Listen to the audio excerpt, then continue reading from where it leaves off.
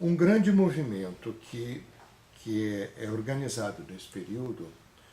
é que, na verdade, retoma as mesmas matrizes das campanhas de alfabetização, de educação de base, de educação rural dos anos 40 e 50, é o movimento de educação de base, que nasce de uma proposta da Igreja Católica de usar as emissoras católicas para repor, na verdade, um projeto que já tinha começado no Ministério da Educação, que se chamava Sirena, Sistema Radioeducativo Nacional, que também já estava sendo feito em convênio com algumas rádios católicas e tal. Então, havia uma experiência grande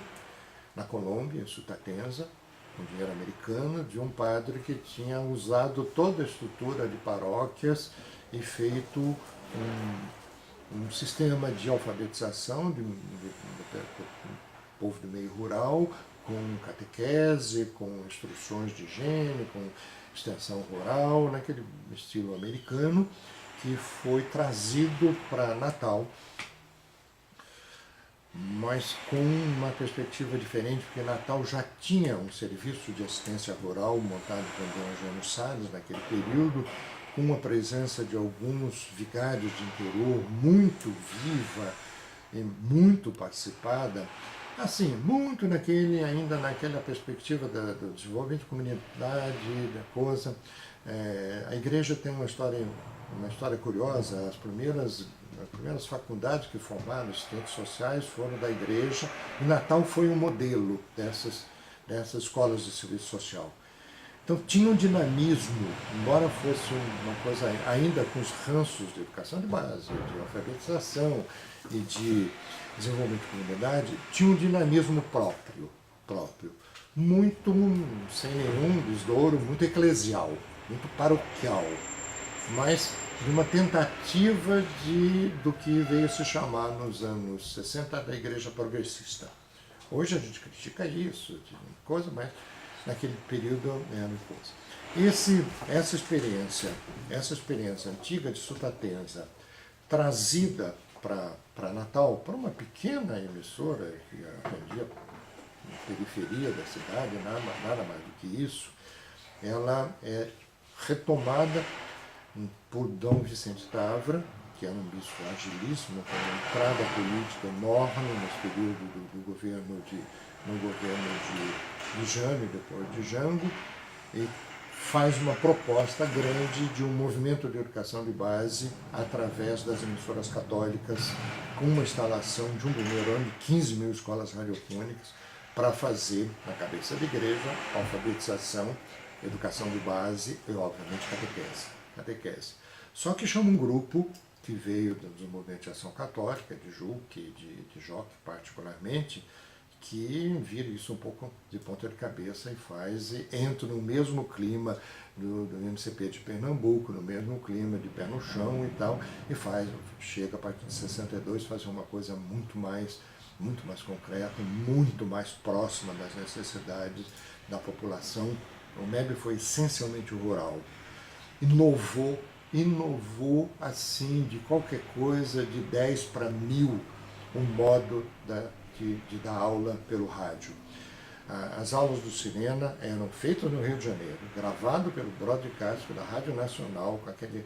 esplendor das novelas da Rádio Nacional, como são as da Globo hoje. A produção no MEB era local. O material didático que a gente usou ainda era o material didático das campanhas, foi rejeitado, e o MEB, um pouco no empurrão dado pelo livro de alfabetização do MCP de Recife, depois de Pernambuco, faz um livro de pós-alfabetização chamado Viver Lutar, que era a história da luta operária naquele momento centrada na reforma agrária. A própria igreja incentivou a gente levar isso num nível político ideal para aquele momento. Ingênuos, a gente pensa na conjuntura que veio depois, mas naquele nível político. O MEB é um movimento poderoso. Ele não conseguiu fazer 15 mil escolas no primeiro ano, mas fez quase 8 mil escolas em 2 ou 3 anos. Teve uma penetração no Brasil inteiro, no Nordeste particularmente, Centro-Oeste, depois no Norte. É uma experiência poderosa e é uma experiência extremamente bem documentada. Tem 4 livros sobre o MEB. 2 livros gerais, um meu,